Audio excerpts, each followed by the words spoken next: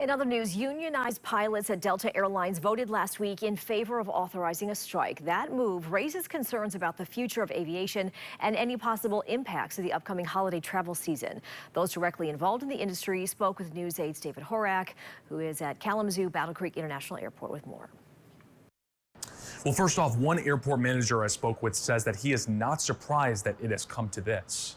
In the sense of, the industry's cyclical. We follow a lot of these things. We have disruptions that, might not be outside of your normal disruptions. But in the same token, Craig Williams of Kalamazoo Battle Creek International Airport, an airport Delta flies in and out of, says the current impasse between the airline and union pilots is not an anomaly. It's just part of any negotiation. You work yourself, you work the other side.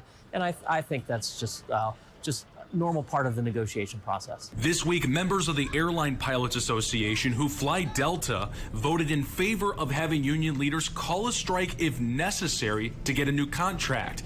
But there's a ways to go before that happens, since it is still in arbitration. Well, it would still be a couple months from now because the National Mediation Board would have to end this arbitration, which doesn't happen overnight. It's a pretty extreme thing if they choose to do that. If the strike becomes official, the long-term effects could be dire.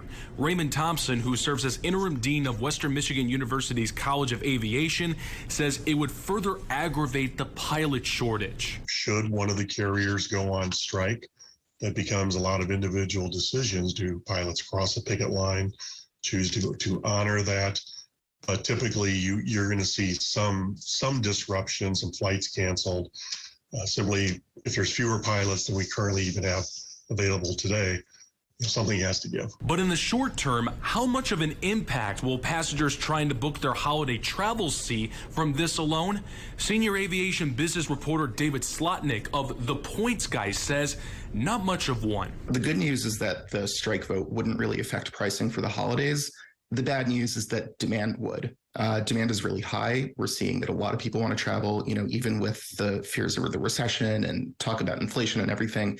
People still want to get out there. There's still pent-up demand from the pandemic. There's still a lot of people who, want to see family, who really aren't taking these opportunities for granted anymore. Williams also agrees that there should not be any holiday travel impacts, even at smaller airports like Kalamazoo Battle Creek and Lansing.